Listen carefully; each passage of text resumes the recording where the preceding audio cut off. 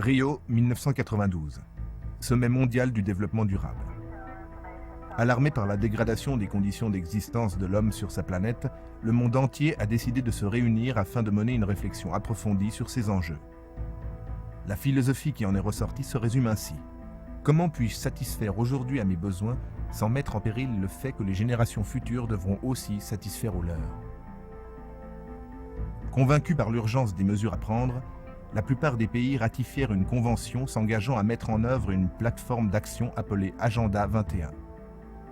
Dès 1995, la Confédération helvétique publie son Agenda 21 et parallèlement à cette démarche décide, pour la future exposition nationale, de sensibiliser très largement la population suisse sur les enjeux liés au développement durable.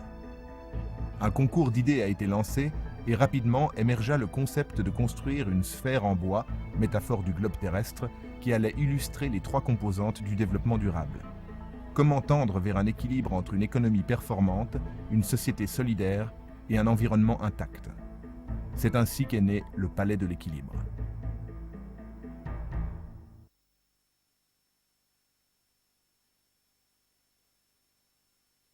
Dès le début de ce projet, la Conférence suisse de l'économie du bois, aujourd'hui l'ICNOM, s'enthousiasma pour le projet. Les milieux du bois comprennent immédiatement que cet ouvrage emblématique est une occasion unique de revaloriser leurs matériaux.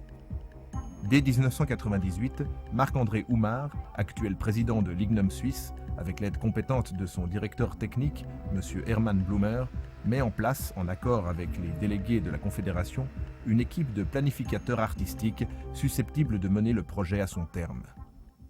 Développement durable est une notion qui est connue dans les milieux forestiers depuis le milieu du 19e siècle. Il s'agissait déjà à ce moment-là de conserver la forêt.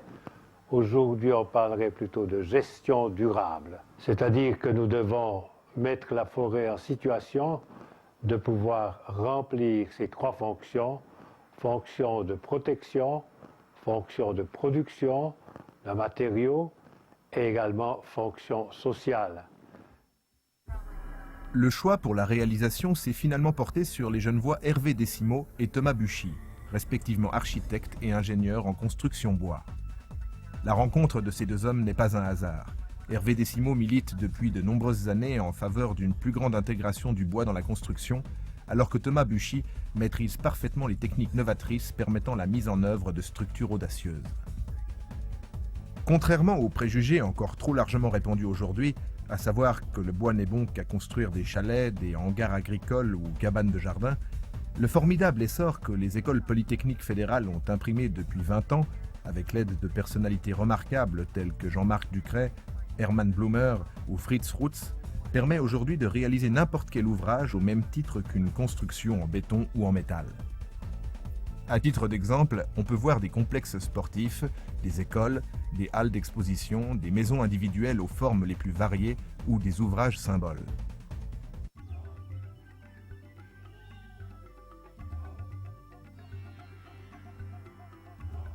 La pensée collective véhicule l'idée qu'abattre un arbre est nuisible pour l'environnement. Or, c'est tout le contraire. La croissance annuelle de la forêt suisse est d'environ 9 millions de mètres cubes et à ce jour, seule la moitié de ce formidable potentiel est exploitée. Tout le reste est laissé à l'abandon. Une forêt mal entretenue subit des dépréciations. Le challenge pour qu'une forêt soit maintenue en bonne santé est d'atteindre un niveau de stabilité entre croissance et exploitation.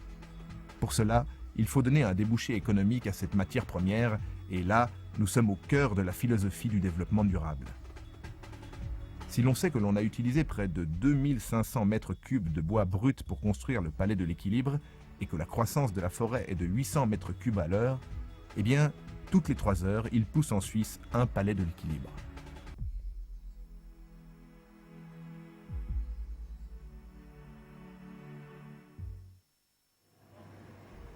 Il aura fallu 2 ans de travail acharné aux planificateurs pour ramener le budget initial de 18,5 millions de francs aux 14 imposés par le maître de l'ouvrage, sans pour autant sacrifier des éléments essentiels tels que la force de l'architecture, la finesse et l'élégance de la structure, ainsi qu'une scénographie ludique. Des milliers de pages de calcul, des centaines de plans d'architectes et d'ingénieurs, d'appels d'offres, de mails ont été nécessaires pour élaborer et concevoir le palais de l'équilibre.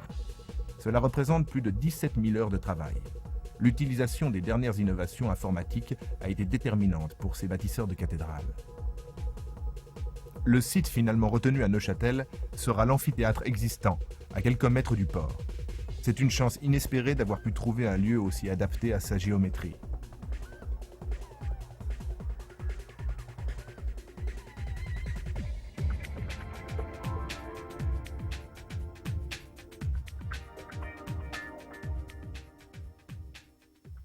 Les entreprises du génie civil, sous la conduite du bureau d'ingénieurs civils bernois Emsch et Berger, s'affairent à l'achèvement des fondations. L'instabilité du terrain composé de remblais allait poser un problème. Comment transmettre dans le sol des charges de plus de 150 tonnes par appui que représentent les piliers du palais sans que ce dernier ne subisse des déformations préjudiciables à son équilibre? Pour remédier à ce risque, 36 pieux d'une longueur de 13,5 mètres sont bétonnés dans le sous-sol neuchâtelois. Une ceinture de base est réalisée. Elle est constituée de profilés acier assemblés destinés à reprendre les efforts de traction horizontaux liés à la descente de charge. L'impressionnant dédale de canalisation, conduite et autres tuyaux présents dans le sous-sol oblige les concepteurs à revoir toute la géométrie de la ceinture porteuse.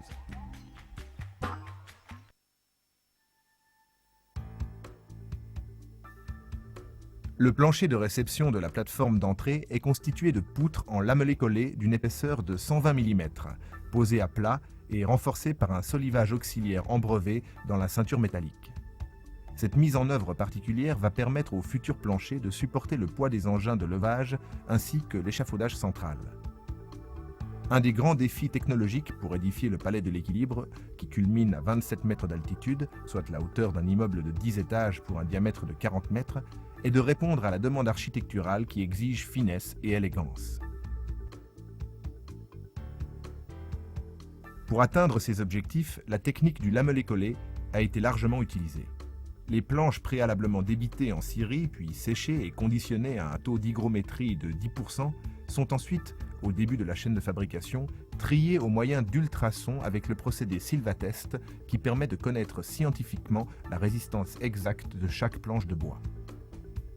Cette innovation technologique remarquable permet d'économiser 30% de matière par rapport à l'ancestrale méthode de triage visuel.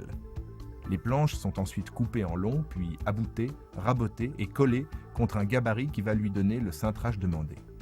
Les serre-joints hydrauliques donnent la pression de serrage nécessaire à la reprise des efforts dans la future membrure. La section des arcs, appelée ferme, d'un diamètre de 60 cm, a été obtenue en recollant 3 pièces les unes contre les autres. Le façonnage final a été effectué par un robot de taille, entièrement assisté par ordinateur. C'est ainsi qu'une liaison directe est réalisée entre le bureau d'ingénieurs et les entreprises au moyen de fichiers transmis par mail, ce qui limite les risques d'erreur et garantit une précision au dixième de millimètre.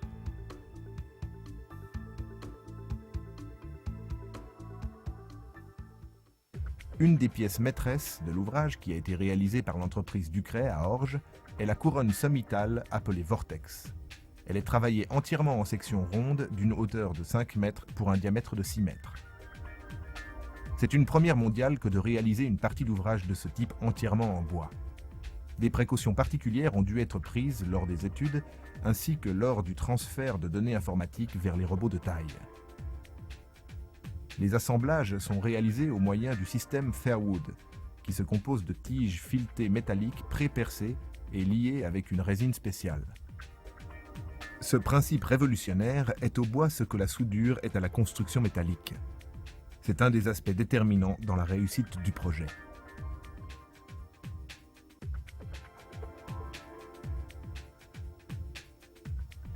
Comment procéder au levage de cette structure pour garantir un réglage parfait ? Après une étude minutieuse, la méthodologie de montage adoptée consiste à construire une tour d'échafaudage de 23 mètres de hauteur, de l'aubaner et d'y poser la couronne. Cette phase est particulièrement cruciale et spectaculaire. L'intervention d'un géomètre s'avère indispensable pour régler au millimètre les axes de direction et les niveaux. Une erreur, même infime, compromettrait toute la mise en place des éléments préfabriqués.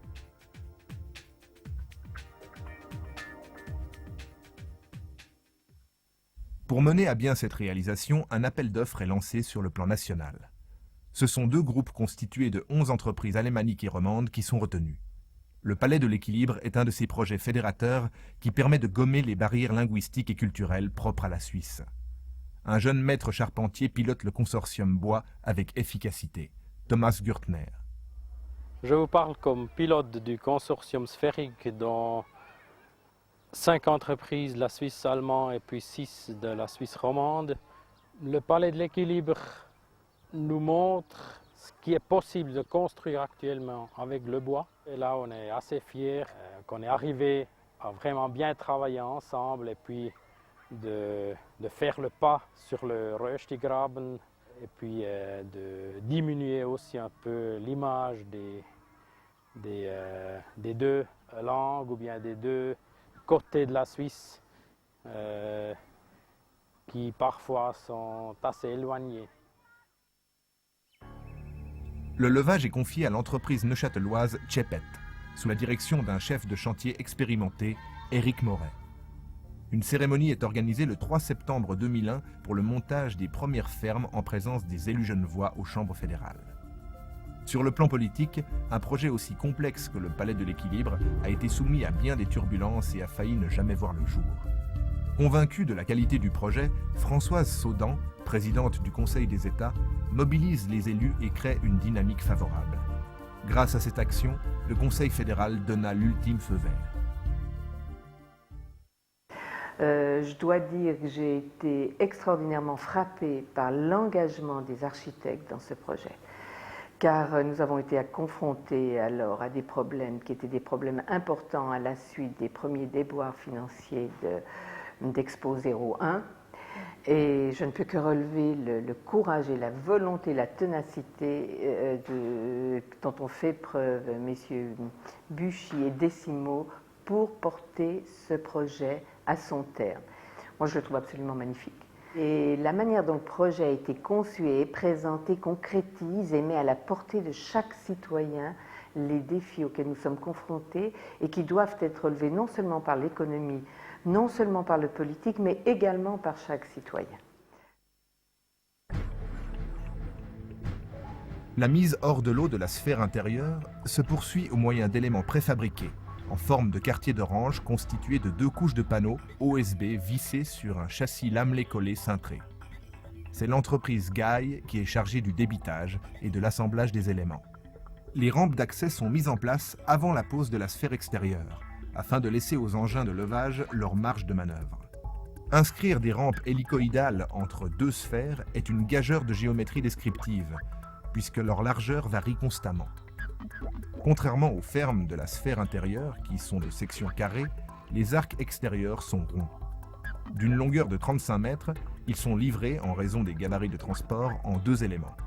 Un joint de montage, recouvert d'une collerette, lie les 2 fermes. Planifiées pour permettre une mise en œuvre simple et rapide, les pièces de liaison ne sont constituées que de boulons et d'écrous. Tout le palais de l'Équilibre se monte et se démonte comme un jeu de mécano. La descente de charge des efforts du vent vers le sol est assurée au moyen de 4 travées de diagonale métallique de type Swiss Gevy. Des liernes de cerclage horizontal sont liées entre les arcs et stabilisent l'ensemble de la construction.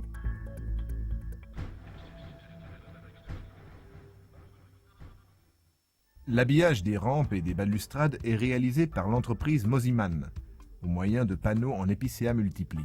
Pour réaliser le revêtement extérieur constitué de lamelles horizontales en Douglas, les planificateurs ont l'idée d'aller chercher à Hanovre le bois du pavillon suisse élaboré pour l'exposition universelle par l'architecte Peter Zumthor. La section et le nombre impressionnant de carrelets se prêtent à merveille pour être recyclés et trouvent ainsi une deuxième vie utile au service du Palais de l'Équilibre. Sciés, débités, collés et façonnés sur les machines à commande numérique, ils prennent leur forme définitive. C'est dans l'entreprise Boss, à Thun, que les lamelles sont assemblées et liées sur des liernes préalablement entaillées. C'est un exploit en soi que d'avoir réussi l'exécution d'éléments préfabriqués de ce type, si l'on songe que jamais 2 lamelles n'ont le même rayon ni la même longueur. Encore un chef-d'œuvre de précision. Le Douglas utilisé a une résistance phénoménale aux intempéries et est quasiment imputrescible. Seul inconvénient, l'alternance pluie-soleil peut lui donner une couleur grise peu souhaitable. Pour pallier à ce risque, un traitement d'appoint est appliqué permettant au Douglas de garder sa belle couleur d'origine flammée. L'instant où l'échafaudage sur lequel toute la sphère est appuyée est enlevé représente un moment délicat. Tout se passe bien, le palais prend son autonomie. La tour d'échafaudage est démontée et le levage de la plateforme intérieure avec sa rampe d'accès peut commencer. Une structure constituée de fermes triangulées posées en étoile est mise en place. Un chevêtre central est intégré. Il permettra ultérieurement de recevoir les appareils de projection nécessaires à la scénographie. Pour accéder au niveau supérieur situé à 8,50 m et à la rampe de sortie qui culmine à 13 mètres, un ascenseur est érigé. Un plan de sécurité très détaillé est élaboré. Il permet, en cas de sinistre, d'évacuer 800 personnes en moins de 5 minutes. Une installation sprinkler est posée sur tout le palais de l'équilibre comme mesure d'accompagnement. Pour améliorer le confort de la visite pendant les grandes chaleurs de l'été, un système de refroidissement par air pulsé depuis le sol est intégré. Pour consommer un minimum d'énergie, il est rafraîchi astucieusement avec l'eau du lac. Une vision magique s'offre à la vue des habitants de Neuchâtel la nuit, lorsque, telle une boule de feu, le palais de l'équilibre est illuminé.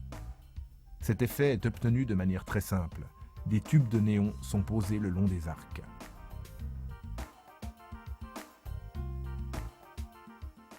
La puissance architecturale du palais de l'équilibre exige un contenu à la hauteur de sa dimension. Les planificateurs Hervé Décimo et Thomas Buchy prennent contact avec la Cité des Sciences de la Villette à Paris, qui par son expérience tant au niveau communication que créateur d'événements, se révèle être le partenaire idéal pour la conception d'une scénographie axée sur le développement durable. C'est avec enthousiasme que Martine Wolf et Frédéric Poisson, chefs de projet, ont relevé le défi. Le visiteur ne fera pas la dissociation entre le bâtiment de son contenu. Et nous avons bâti un scénario en 3 parties qui reprend la perception que le visiteur ou que le citoyen a des questions environnementales et de son devenir sur la planète et du devenir de ses enfants.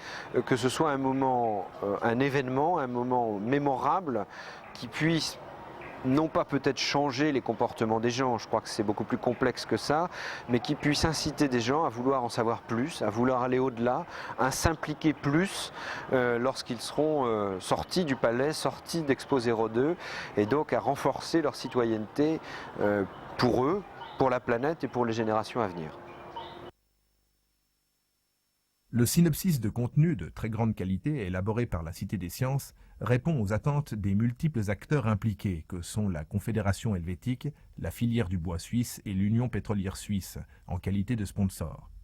Les compagnies pétrolières opérant en Suisse ont naturellement un petit peu l'image des entités étrangères, bien que on est quand même de vrais Suisses. Et ça, c'était la première raison pour s'intéresser à une participation à l'exposition nationale Expo 01 d'abord et après Expo 02. Les pétroliers, pas seulement en Suisse mais aussi à l'étranger, sont d'avis que le développement durable est une des grands thèmes de l'avenir, en tout cas de ce siècle-là. C'est un grand défi pour le monde. Et nous sommes aussi d'avis que nous faisons pas seulement partie du problème, mais aussi de la solution. La création de cette scénographie est attribuée, après mise au concours international, à Océa 2, connu entre autres pour son travail lors des festivités du Millénium à Paris.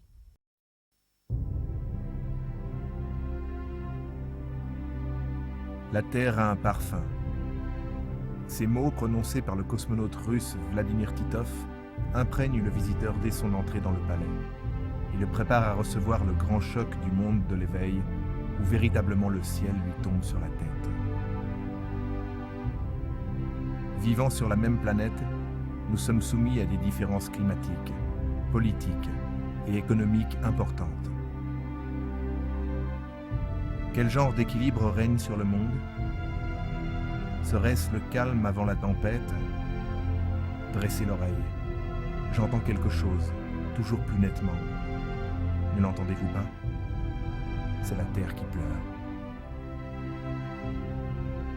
Quand le dernier arbre sera abattu, la dernière rivière empoisonnée, le dernier poisson capturé, on s'apercevra que l'argent ne se mange pas.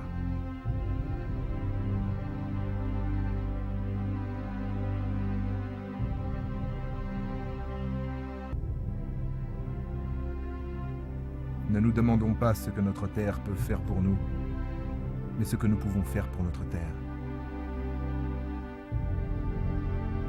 Nous n'héritons pas la terre de nos parents, mais nous l'empruntons à nos enfants.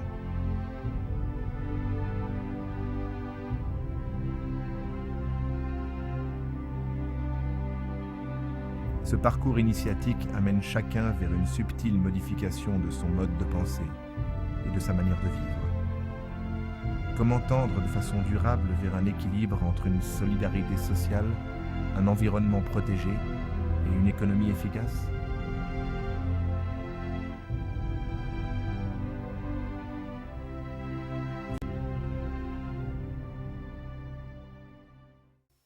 Comme prévu, tout est prêt. L'Expo 02 fête son inauguration en présence des autorités de tout le pays. Le Palais de l'Équilibre peut enfin dévoiler ses mystères. Un chef-d'œuvre est offert aux visiteurs. Le bois rayonne au service d'une noble cause. Désormais, le Palais de l'Équilibre appartient à tous. Tout, dans son élaboration technique, prédispose ce symbole emblématique dédié au développement durable à une seconde vie. Cette renaissance pourrait avoir lieu à Genève, comme nous l'explique l'ancienne présidente du Grand Conseil, Madame Elisabeth Reuss de Cray. Le Palais de l'Équilibre a été monté pour une exposition très provisoire et on ne peut pas laisser un monument, une structure comme ça, simplement finir comme la tente à Botta qui avait fini dans un hangar parce que personne n'était intéressé à refaire vivre cet élément. Donc plusieurs facteurs plaident pour que ce palais revienne à Genève. D'abord, il est né dans l'esprit de Genevois, donc il y a une sorte d'attache affective pour que ce Palais de l'Équilibre revienne à Genève.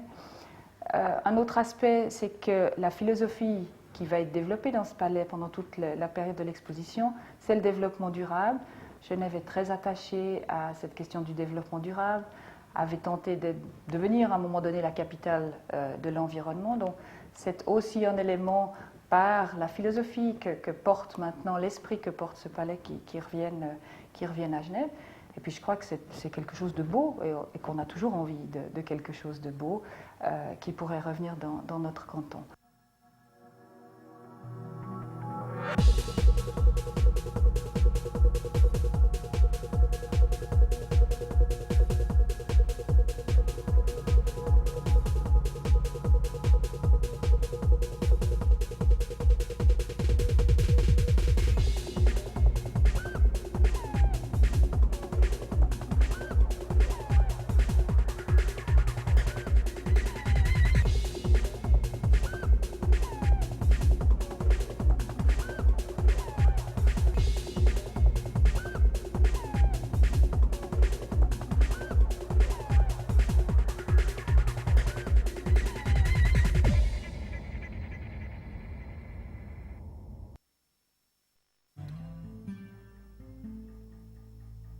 Le bois, matériau d'une fabuleuse souplesse, autorise un concept où chaque élément est spécialement conçu pour être démonté et remonté à volonté afin que le Palais de l'Équilibre devienne un monument durable.